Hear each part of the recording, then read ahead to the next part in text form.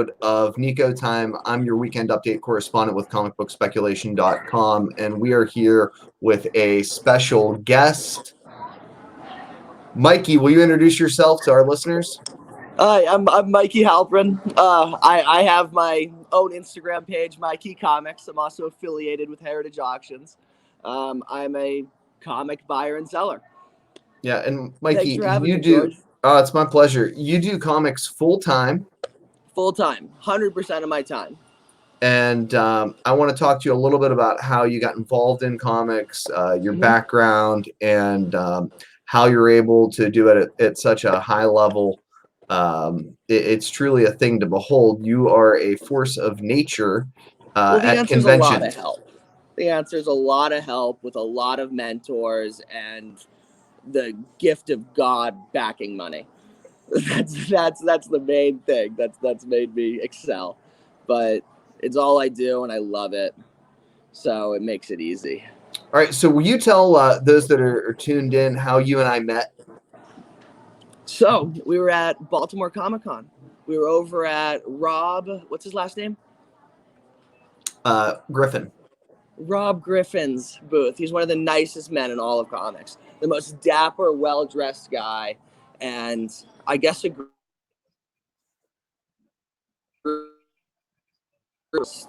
touched, and that's when George and I got to talking. We shot the shit for a little bit, and he asked me very quickly after if I wanted to be on a podcast, and I've never been on one, but I love the limelight, so I was thrilled to say yes.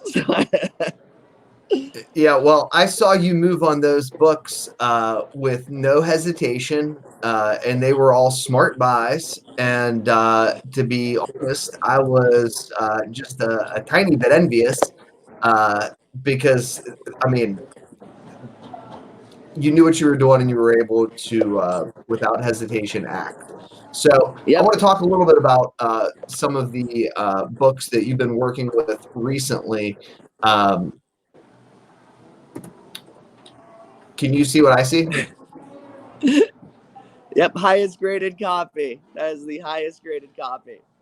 Yeah, It's a little depressing for me when I look at this book because the background history of it is this was a double cover that someone ripped the second cover off of, and there's still a hair of the other cover attached to the staple on that book. Okay, it wasn't that when you purchased it, right? No, it was not. It was a 9.4. I mean, that's how you figured out that there was the double cover. It looked just extra nice. That's why the colors are so extra vibrant on this copy. It was shielded for so long, and I mean, it was just gorgeous. I showed the book to Mark Haspel before I bought it, and he told me don't buy it because he thought the piece on the cover was the staple torn off. Mark Haspel is one of the senior graders at CGC. Yeah, I was trying to you took the words out of my mouth. For those who are watching the podcast that aren't familiar, who is Mark Haspel? Mark Haspel is probably the best guy in comics. He's an absolute straight shooter, one of the smartest buyers out there. He does guest grading at CGC. Just an unbelievable, nice, caring guy. Yeah, well, he's arguably the best grader in comics, right? I think it's not arguable. Well, but he wasn't on that day. I think he is absolutely the best grader in comics. I mean, but he wasn't on that day. What? No, well, he just missed it. He was looking at it in the case. That doesn't count. Yeah, it definitely counts. I don't think so. Yeah, it definitely counts. Let me ask you this. How long have you been doing comics professionally? About a little under 2.5 years. Yeah, that's just amazing. Before that, I hadn't even picked up a comic book. I watched all of the TV shows, all of the movies. It was very, very...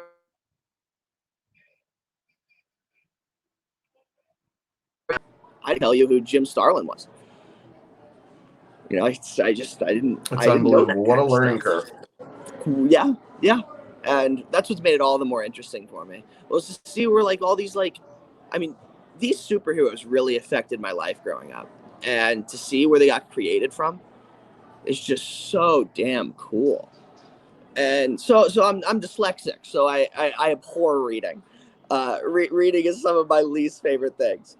But I was a childhood artist, and so that was a easy thing for me to start appreciating immediately when it came to comic books, especially in the golden age and in the 50s era, and just seeing from just love books to horror books and crime books and all that kind of stuff.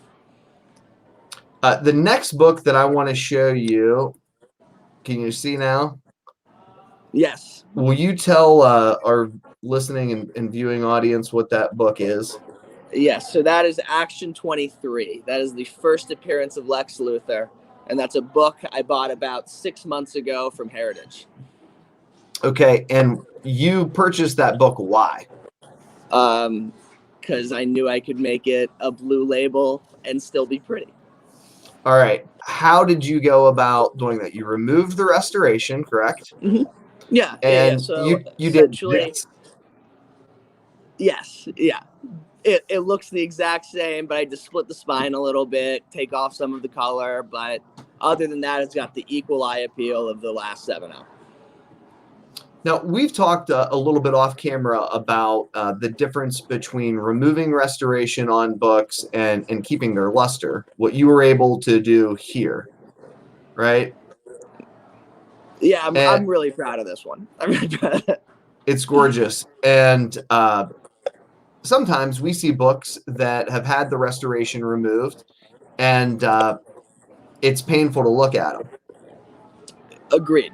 All right. I mean, it looks like someone took a pickaxe to a comic, and not only does it affect, I think, eye appeal and sort of like the desirability of the book, but basically, you're just like destroying a work of art. Yes. Yeah. Can you kind of talk about the factors that you think about when you make the decision whether or not to remove restoration or keep a book restored? Well, whenever I buy a book, specifically for me, I'm buying a book that I think I can remove the restoration on. Now, if after I crack the book out and then I determine from there that it's going to damage the book to a further extent than uh, I think is going to be worth, regret, and it's going to be a 1.8 at best, and then it's going to have chips missing after that, I'm going to leave it as the 6.0 restored. Especially if it looks beautiful. Because okay, can you say that one more time? Because the book's beautiful, and back in the day, restoration wasn't that taboo of a thing. It was a huge hobby, and there's so many well done restored books out there by high end comic artists, and I think some people should get recognized for kind of their restoration work. And some people are nowadays. I know, like Saunders, for instance, who does a lot of the restoration for CGC. If it's a Saunders worked book, people are like, yes. But like, if it's a Susan Zerconi worked book, like, you should be excited about that. Okay. There's some. I think it's cool. I think it's cool who restores the comic. Well, let's talk about this book particularly, right? Yes. And this was a book that I bought thinking I was going to be able to remove the restoration on it. Now, with how much this book's gone up, it didn't matter if I could remove the restoration on it. I'm going to do fine. But I have no desire to scrape off the color touch on this book and make it look ugly and make it between the 2 and 3.0 that it would be when this book appears to look like it looks like a 7 or an 8. I mean, it might be only a 6.0, graded. That's because of an invisible crease line. It looks, eye appeals wise, 7 to 8. And I don't want to deface something like that. Yeah, it's truly gorgeous. I mean, absolutely. And it's C1 restoration. It's not even that intense. It's just that I don't want to deface a comic like that. Okay, can you tell our viewing audience what C1 restoration means? So C1 restoration is the lowest grade of restoration it can have. So that means it has the least amount of restoration between, because there's 2, 3, 4, and extensive. So 1 is the best case you've got for it. And 1 can still be too extreme. So you still need to be careful with 1s. Now, C refers to the quality of the material that was used. C means amateur. B means slightly professional. A is expert, professional used stuff. Now, it is misleading on some CGC cases because it'll say slight A, which means slight amateur on certain holders. So you gotta watch out for that. And that's based on the year. That's based on the year, exactly. Yeah, and these are the sorts of tricks of the trade that are integral to your process, stuff that you've picked up over time, learned from others in the market, and now there are things that have become second nature for you when you shop for these bigger books. Is that fair to say? Oh, absolutely, absolutely. I can't look at a comic book now and think, oh, what can I fix on it? It is like muscle memory. I want to talk about one of your biggest purchases. It's truly amazing. Will you tell me about this book? That was a killer. This is from, I sold this to my friend Sean Cleveland. And it's a beautiful Captain America Comics #3 that I unrestored from a conserved 6.0. And it was just one of those things where the restoration was, I got lucky. The restoration wasn't needed. No staple it was only cover reinforced, I believe, and spine split sealed the cover. The spine split was half an inch, if that, and not one staple needed the reinforcement. And the colors on this book and the page quality on this book, it's just stunning. And it presents nicer than a 6.5. It looks more like a 7.0 or something like that. But again, it's got that invisible subscription crease, so it's downgraded for that. But it just looks so utterly stunning. And that was the cool thing about when I got to buy this book, because I not only saw what I could do to remove the restoration on it, but I also got to see, oh, I know I can fix these flaws on it also, which was really cool. Now, what's the highest grade you can get with a subscription crease? The answer is 5.5 if it's breaking color. Now, the highest grade I've seen with subscription creases goes all the way up, I think, to 7.5 if it's not breaking color. And can we tell? It all has to do with severity and like how strong the crease is, but it's 5.5 full color breaking. That's the highest you can get. Can we tell those that are unfamiliar with this book why it's so important? Yeah, it's fucking sweet. All right, so not only is it the badass girl getting shot out of a cannon done by Alex Schomburg, and the only Schomburg cover he did for Captain America, but it's also the first published work of Stan Lee. Wow. And that's just, like, how much cooler does it get than that? I don't know that it does. Yeah. And, yeah. Now, I watched you buy a copy of that book. Yes. In Baltimore. Correct. And you got a lot of grief from a lot of guys who are really smart about comics. Yeah. What did they say? Still, but I think it looks damn beautiful. So I'm not feeling too bad about it. Yeah. I at the risk of even discussing this, can we talk about some of the books that got away? Yeah, we can. Yeah, we can. What's this guy? So this is All Select #1, which might be the coolest Schomburg cover ever. It's like, it's just fucking sick. And this was a book that was at the Mohegan Sun Casino, Terrific Con. And a buddy of mine, and his Instagram handle is escaping my name right now, but he swooped in, he grabbed this, he showed the book to me, and I was like, wow, this thing's gonna go down a point maybe. And I was like, congratulations, all that good stuff. It came to be a little bit later down the line. He sent the book to CGC to have them check it for resto removal. They didn't give it the same rating I did, so they kept it in the case and sent it back to him. So then he offered it to me again for what I thought was an extremely reasonable price. I can't remember if it was $9,000 or $10,000, but it was just, my memory's not good enough. And God, if I could see the book in person, and that's what I offered him. I told him I would give him, I would do the book on terms. And, but he said that he was going to offer it to one of his friends first. And if his friends took it, then that'd be the end of it. And then, but if his friend didn't take it, he would send it over to me. But his friend took it, obviously, because it was a great buy. It was a great, and you know, all that stuff. But that's a book I wish I got to get my hands on, because I have a feeling CGC just thought it was more of a pain to take off the resto than they thought it was more risk to take off the resto than it probably actually was. Yeah. So, well, let's talk about that. You incur a ton of risk. Yeah, I've fucked up some shit. I'm sweating all the time when I work on comics. It is stressful work. With a ton of reward. With a ton of reward. Ton of reward.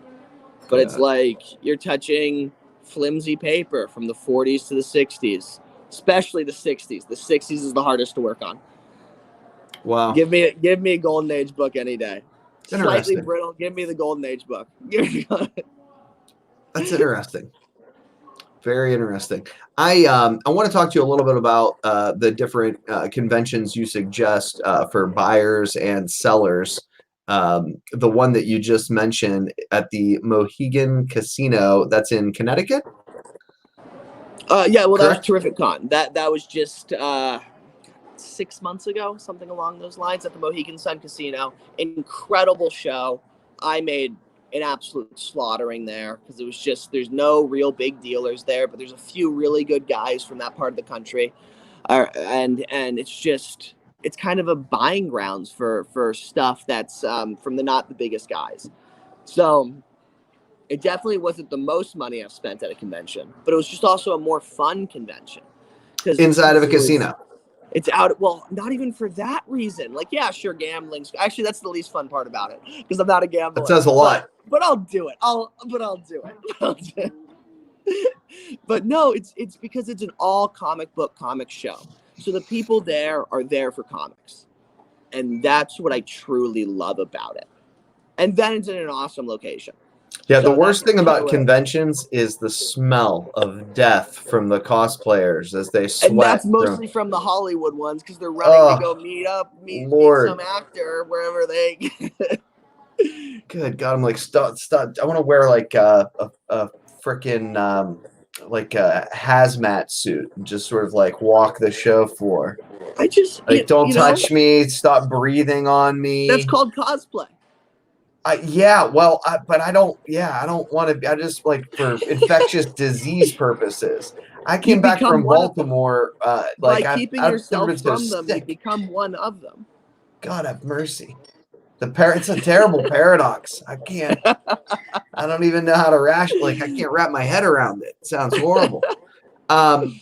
What are your favorite shows in the last year? Talk to us about places. Okay, so there's one that's coming up this month that's killer. It's the Terry Convention, the Cal Comic Con, and I know there's going to be a meet and greet so it's the weekend of the 24th. I don't know if it's on the 23rd or the 24th that they're doing the meeting at the brewery, and that's run by the guys at Shortbox, who are fantastic. And but then Terry O'Neill, this is his actual comic convention, which is the next day.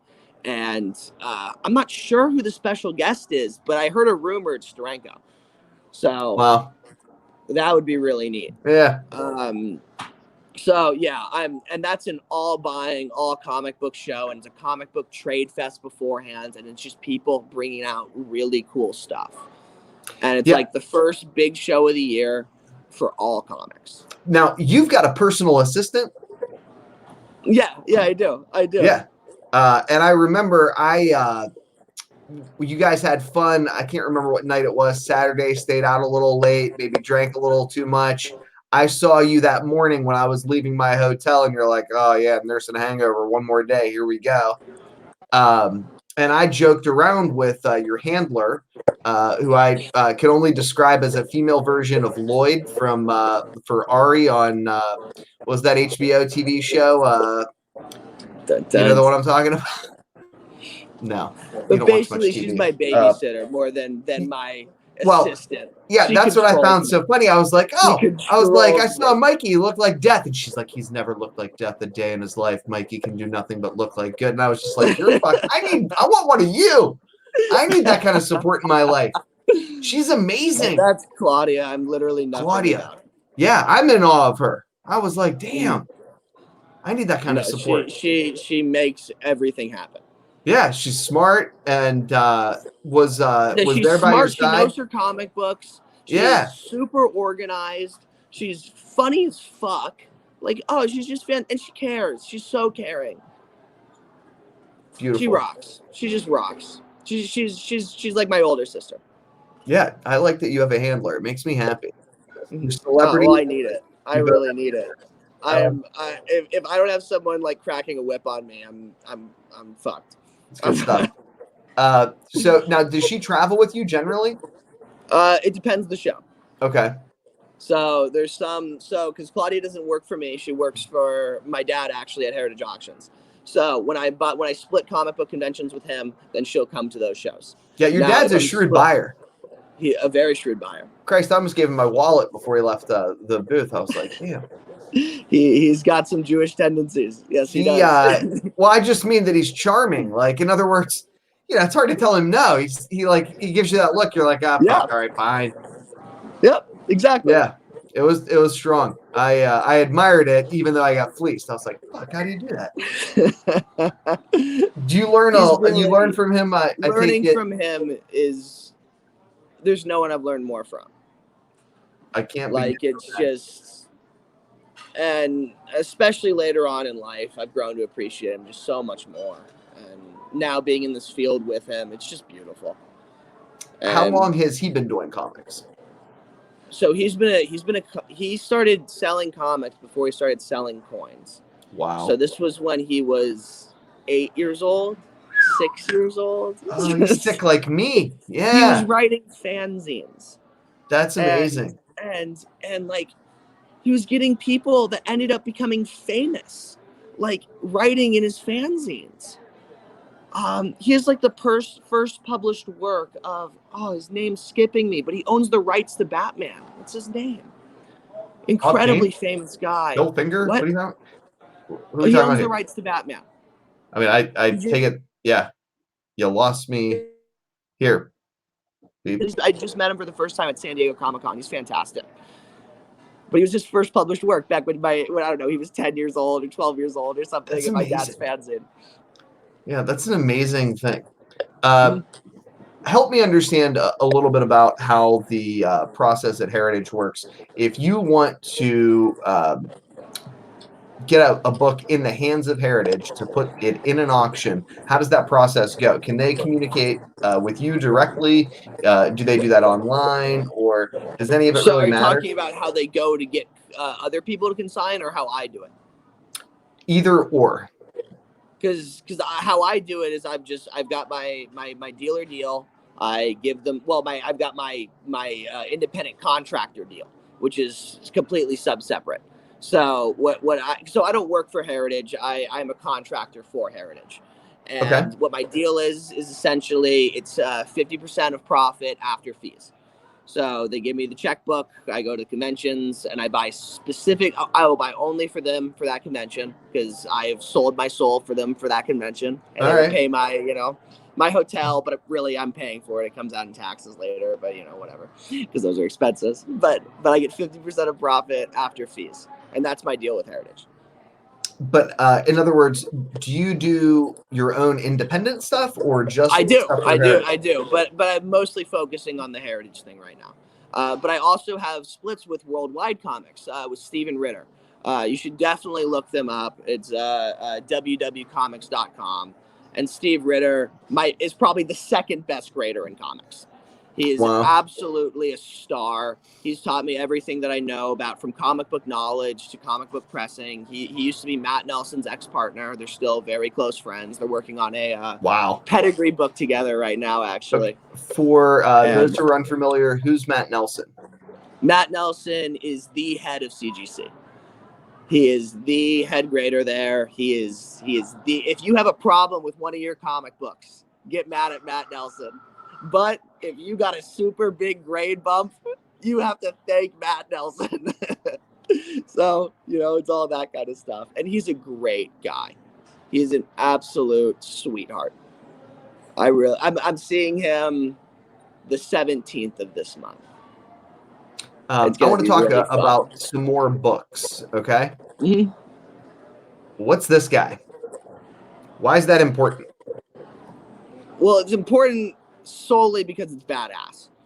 It's extremely scarce for a Marvel mystery. But I guess what's also important about it is that the copy you bought when we were in Baltimore?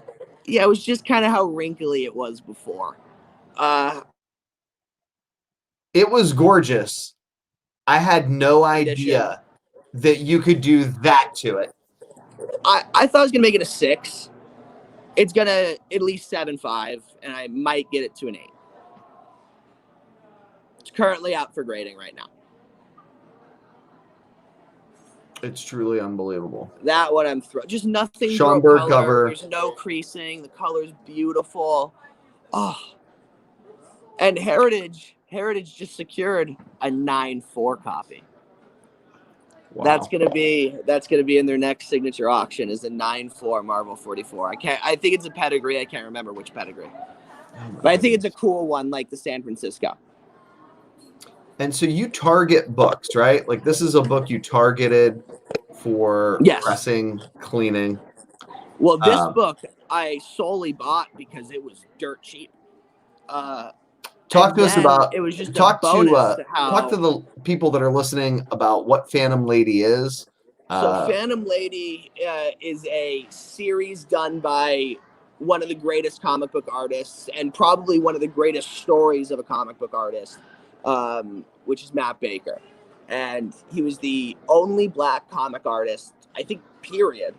He did most of his work in the early 50s. He died really young. I think he struggled with, he didn't struggle with his own sexuality. I think people struggled with his sexuality. That bullshit. But then he died at a very young age, tragically. Don't know exactly why, but he's just unbelievable. He's drawn some of just the best love books to really even some of the best horror books. He has range, and he just is able to show emotion unlike very few other comic artists. And that's what you did to it. Yeah, I made it fucking gorgeous. His books are absolutely exploding right now. And that was just bonus for that one, because I found that book, and it was like, in current grade, it was already $1,000 too cheap. And then I pressed it up, and it's going to tie the highest graded copies. And it might get a 9.0, and that'd be the sole highest graded. So that'd be really cool. Wow. We talked. And I think it's the prettiest of the other 8.5s also. The other ones have foxing on them and weird other shit. So it's the best one. It's the best one. We talked a lot about the point at which books on the census explode in price. What do you call that? Grade inflation. Is that wait, no, sorry, maybe I misheard you. No, like where books on the census, like where you need to be. Oh, where they drop. Okay, so there's the census drop. And that's a big key for when you are pricing comic books. And where there's like, all right, there's 20 copies in this grade, but then it goes down to 10 copies in the next grade.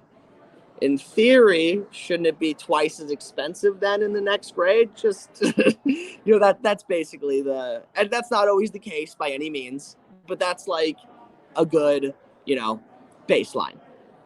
Yeah, and I mean, at the end of the day, that's where I target books for pressing right? Like I'll even pick random like slabbed books where I see there's like a potential for explosive growth because of the census. Yeah.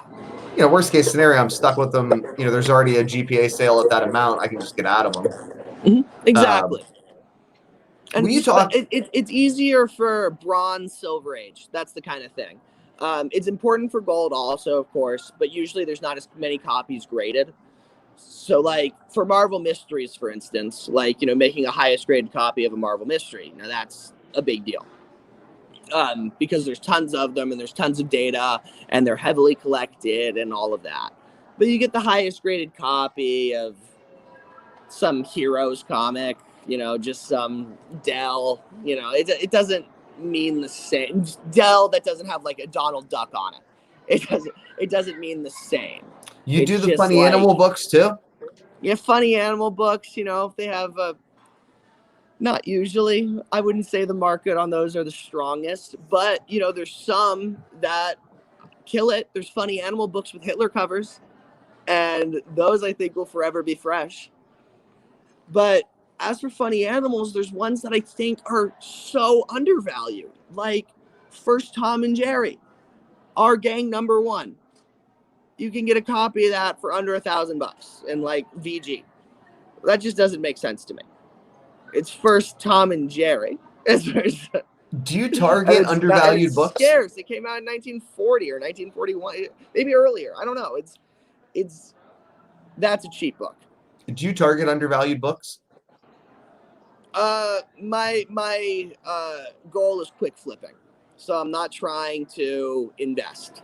Now that being said, yes, I cannot help myself sometimes, and then I buy things. And are you generally trying to buy more undervalued items or stuff that you love? Well, both. Both. Right? It's Yeah. it's Isn't like that if I isn't that the can, pain of it? like for instance, if I can find a mile high copy of any book that has a relatively cool cover on it, even if it's from a know nothing title, and it's only like a couple $100 or it's like it's cool, it's a mile high. It doesn't even have to be a high grade. It could be a 7.0. It could be a 4.0, but it's a mile high and people pay extra for those, and it's just like it's a cool covered one. So Now, even you if it's don't moderately cool, even if it's just moderately cool. yeah, So you I'll buy don't that every just time. buy golden age books, right? Oh no, I buy gold, silver, bronze, modern. I just bought a Rick and Morty #1. Like, you know, I'll buy anything. I don't press books from. I don't press modern books though. I don't know how to. Now, for the I guys that leave are that up listening, to CCS. I do most of my pressing's actually done through CCS, CGC's pressing service. for the guys that are listening, that haven't been able to get into the golden age market, how would you talk to them about beginning to invest in that market?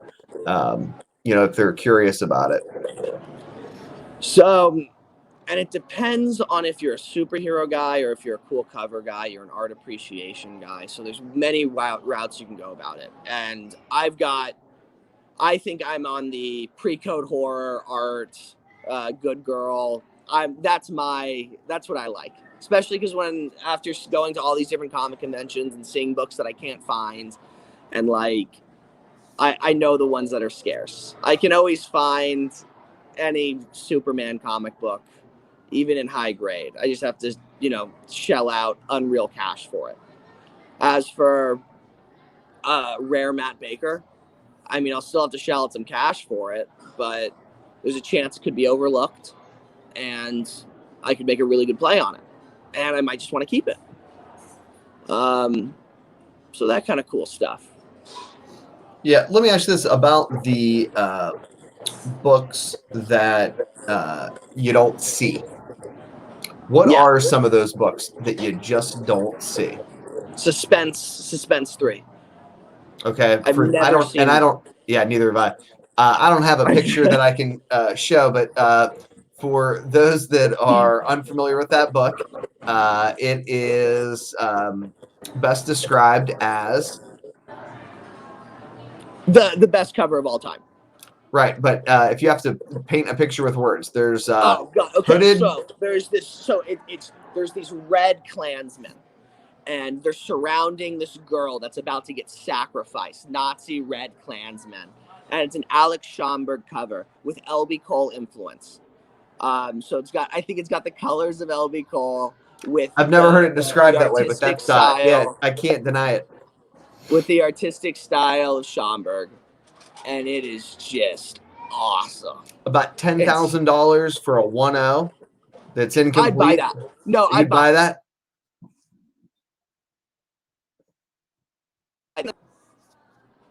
Complete. I need it to be complete, but yeah, right Yeah. now. There we go. That's just a book you when was the can't last time get. one moved? There's been private sales. But none have since the Mile High copy, I think, that Heritage sold 3 years ago. Before I was in comics. That was the only one. And that is the largest, most expensive sale of any non-superhero comic ever. I might have gotten beaten. I'm trying to think of what it sold for. 220, I think. And then Fantastic 3, another book I never see, which is considered the greatest robot cover of all time by Lou Fine. Unreal book. I think the Mile High copy of that sold in Metropolis for $266. Wow. Can you talk about that cover? I don't know what their Phantom Lady 19 just sold for, but that might have beat that even. The Phantom Lady 19 is not 19, 17 is considered the greatest, the hottest cover, period. It is Matt Baker tied this girl up to a post. Everything's out. It is the hottest cover. And Metropolis secured a 9.4 copy. At highest graded. I can't remember what it sold for. It might have only been 175, but it might have been like 300. Yeah, and there's a book where you'll pay about $10K for a 3.0, right? 3.5. Yeah. See, the thing is, I think it. Yeah, something along this. I'd pay $10K for a 3.0 for high grades for that book. That one being the nicest copy really makes a difference. It's like how for Startling 49, for instance. I need to fix something on my phone real quick. I might get booted off. Just warning you. Well, let's hope that we didn't lose Mikey. And he's back. Yeah, I'm back. I just used up all my data. I'm in Canada. I'm in Canada right now, so I have to keep updating my cell data. So this was another $5 of you hanging out with me. Yeah, well, we appreciate that. I'm a cheap So add it to the tab. Yeah, add it to the tab. That's a drink you owe me. That's perfect. Okay, let's talk about. Did Danielle buy the highest graded Startling 49? No, so there's multiple highest graded copies. Okay. But there's only one that matters, and that's the Mile High. I didn't know that, and it's a 9.4, 9.6. So but I think there's 2 9.8s, and holy shit, the last 9.8 sold for about 50 or 60 grand. The Mile High sold for like 180 grand. Wow. It's a huge difference. Mile Highs really bring that extra premium. Now, for people who aren't familiar with what Mile High copies are, can you kind of explain the history of that? Yeah, so there's this guy named Edgar Church, and he was an artist, always a really big wannabe artist, and really neurotic. Bought a copy of every book as it came out, stored them, stacked them on top of each other, kept them in a hickory safe. I think it was hickory, in a hickory safe in his place in Colorado. So perfect dry conditions. The pages stayed stark white. He never touched them. They got a natural press over time because they were stacked up on top of each other. So he dies in like the 70s, I want to say. my timeline might be a little mixed up. And then the people from Mile High Comics see Edgar Church's daughter throwing out these comic books. And they're like, hey, what you got there? Because apparently there was some family resentment to this comic book collection. And the daughter wised up pretty quick and sold the collection to the guy at Mile High or something along those lines. And then from there, it got broken up piece by piece to different dealers from there. And it's just the best and most comprehensive Golden Age collection, period. Wow. It stops in about 52, 54. And the reason that these books are in such high grade is because of how they were stored.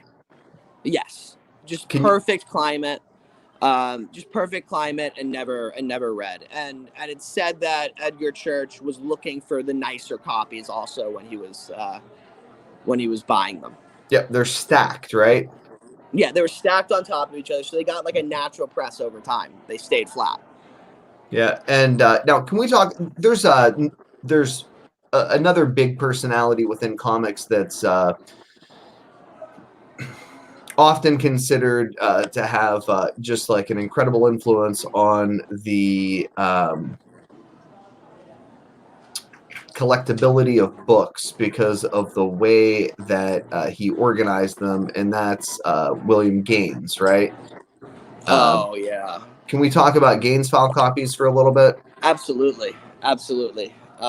My dad has the best collection of Gaines file copies. Mad.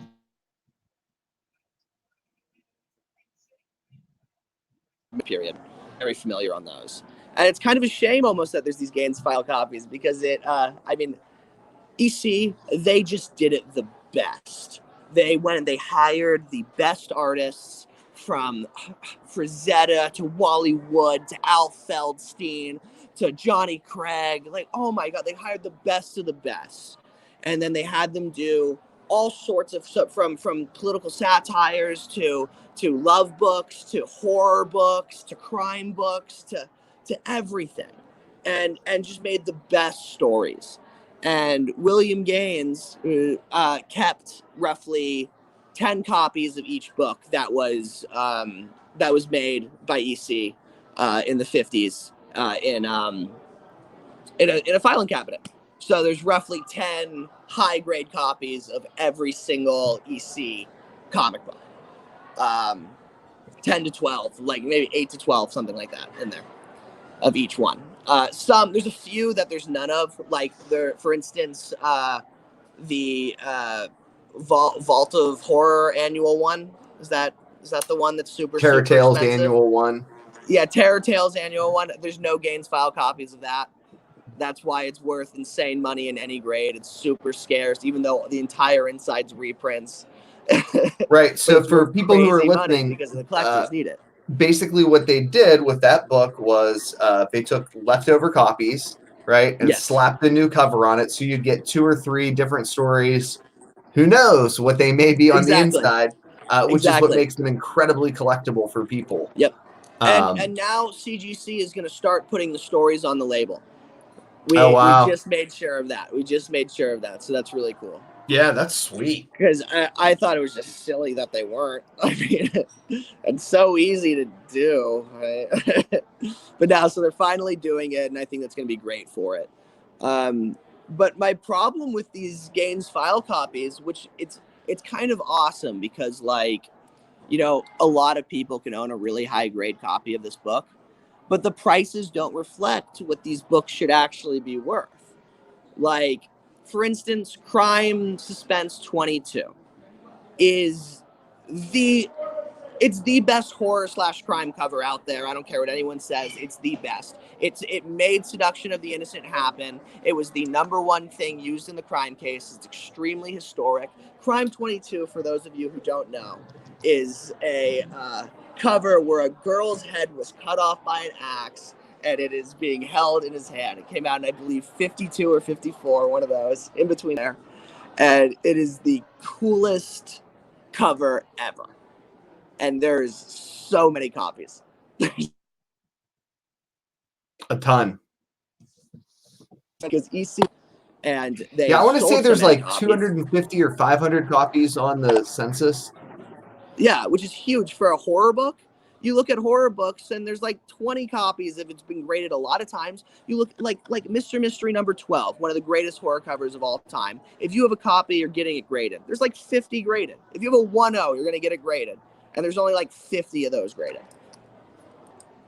Yeah, so I can't remember what the census is on that, but yeah, you're right. It's astronomical. But it's the Hulk Yeah. 181 of PCH books, right? Yeah, Like yeah. if So you're gonna get prices, into pre-code horror books, that's your first buy. actually, they're selling, I think, way too cheap right now. I think everyone should be buying them because it's the best.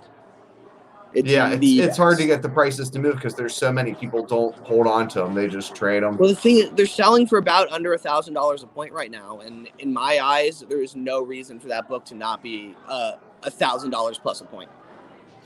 Yeah, so even with its lack of scarcity. Let's talk about Selection of the Innocent. What is that? What does it mean? How did it happen?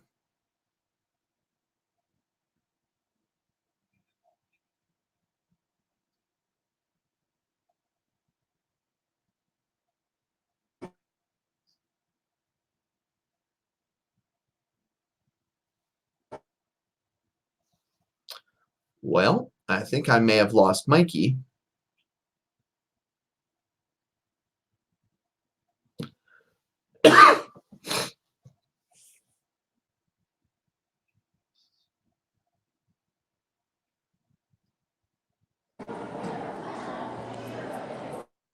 You there, buddy?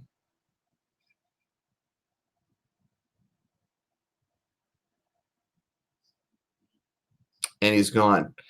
All right, friends. I hope you've enjoyed my conversation with Mikey Halperin as much as I have. He's at Mikey Comics on Instagram. And he's back. We're having trouble hearing you. I cannot hear you.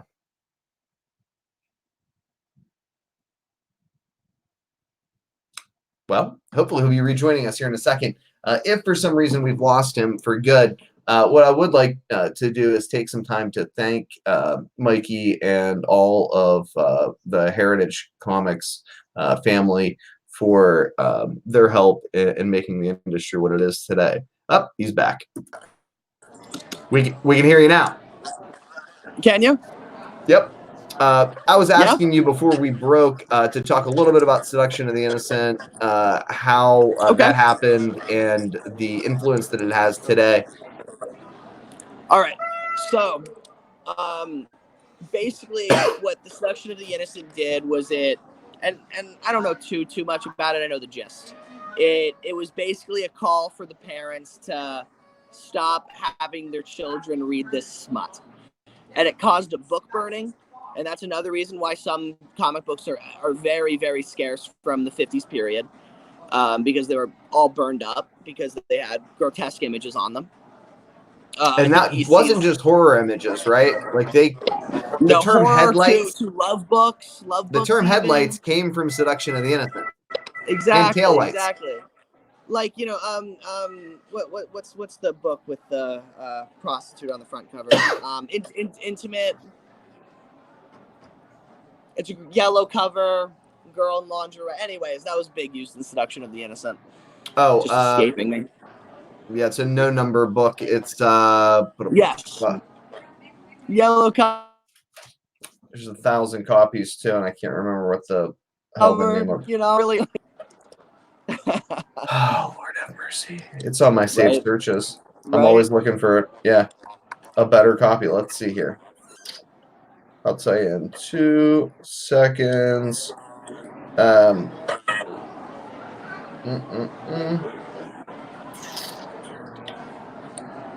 Well, regardless, so all of these books come under fire. Yes, they all come under fire. There's a book burning, and then the Comic Code Authority comes out, which is that's what all the Silver Age books have up to the side corner of them. It's that little white square that means now everything's being monitored by the Comics Code. And that was basically a stamp of approval so moms would know that this comic book was okay to buy for their kids. And it was kind of a little bit of a bummer for the industry. Do you target those books? What do you mean? Do you target books that were mentioned in the Seduction of the Innocent I don't target literature? them because they were used in Seduction of the Innocent. I target them and they just happen to be in the Seduction of the Innocent because they were awesome. I gotcha. So I mean they picked good examples. Yeah, we got about 10 good examples. We got about 10 minutes left, so I wanted to spend that last 10 minutes kind of talking to people that watch the podcast, that visit comicbookspeculation.com, about some of the things that you do when you're evaluating whether or not this is a book to buy. You're generally looking for flips, but explained earlier that you're an investor too. Right, that you look for undervalued books, and you look for stuff that makes your heart beat a little bit faster. I'm trying not to. That's the addiction. That's the addiction in me. But yes, I am.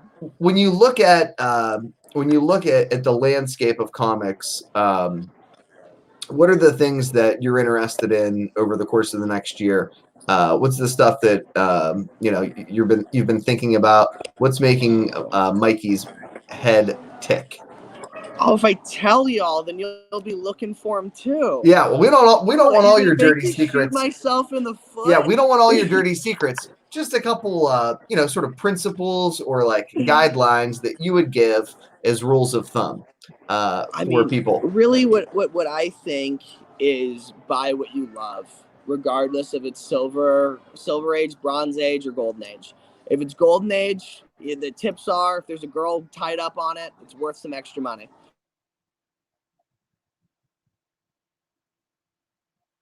Extra, some even better.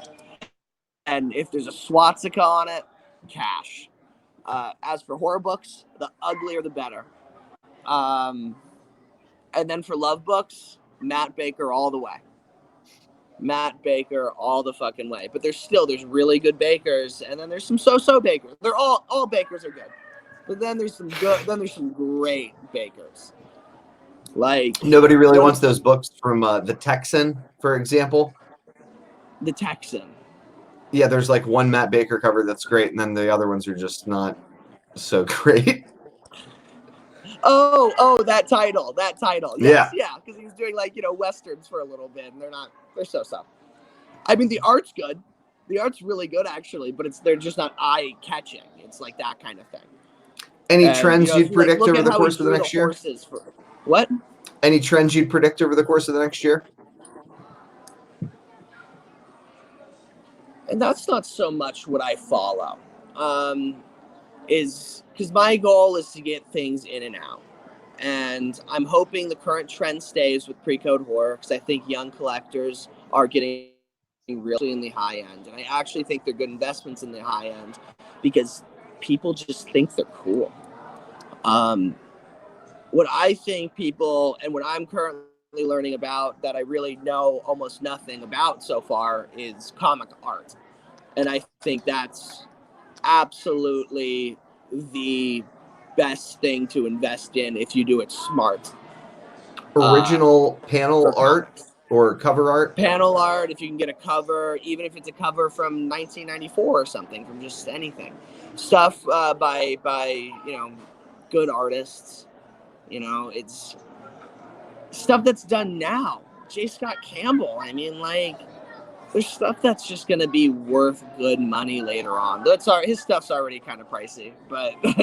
Yeah, well, it's funny. Just in the short amount of time that I was out of comics, from the time I came back, it was a hell of a lot easier to buy OA 6-7 years ago. What's OA? Original art. Oh, original art. Yeah, it's gone up substantially. And I think. Well, in other words, it was just easier. There were less people that were brokering it. In other words, I could I'll give you a good example. That comic book Chew. Are you familiar with? Potentially. Okay. What was a good comic? I bet I would if I saw the.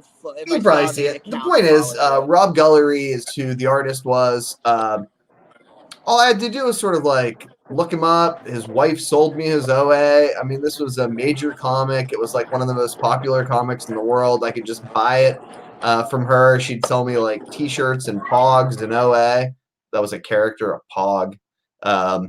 On the internet now, there's like brokers and dealers involved, and that's just in the span of like 6-7 years. The same was true for Charlie Adler. Art was pretty easy to buy. Mhm. And then The Walking Dead went crazy, and it wasn't It- easy to buy anymore. no, and I bet the art's still doing great. The comic's not doing so hot.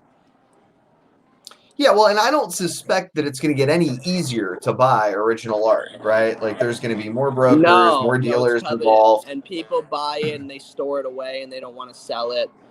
It's coveted, and there's plenty out there. So it's about finding those people, kind of, and then assessing, what is the good buy and what isn't the good buy, because there's plenty of both. But what it mostly comes down to, I really think, is buying what you love. And like, if it speaks to you, then it probably speaks to someone else also. And like, then you might have made a good buy. So All if right. all the price trends line up, I say just buy what you love. Nice. If Mikey, it makes sense. Make sure it makes sense. Do some price comparisons first, but buy what you love at the right price. Mikey, before we go, tell people how they can find you. So I've got my Instagram account. I wish I was more active on it. It's Mikey Comics. You can also, I guess, email me at Mikey Halperin at yahoo.com. Or, I mean, if you just want to text me with comic book questions, always 214-298-9224. The most available expert in the history of comics, our friend from Heritage, Mikey Halperin. It has been a joy to speak with you. Thank you. I know you're Well, on thanks for vacation, having me, George. and it means a lot to myself and to everybody else that you spent this time with us. I will look forward to I had a seeing you blast. soon, my friend. Yeah, I want to do this again. This was fun. Deal. My first ever podcast. I feel like a celebrity for a little bit, because You are, in fact, a celebrity, whether you know it or not. No. You're a good man. But right now I am. But right now. Thanks, Mikey. Thanks a lot, George. I really appreciate this.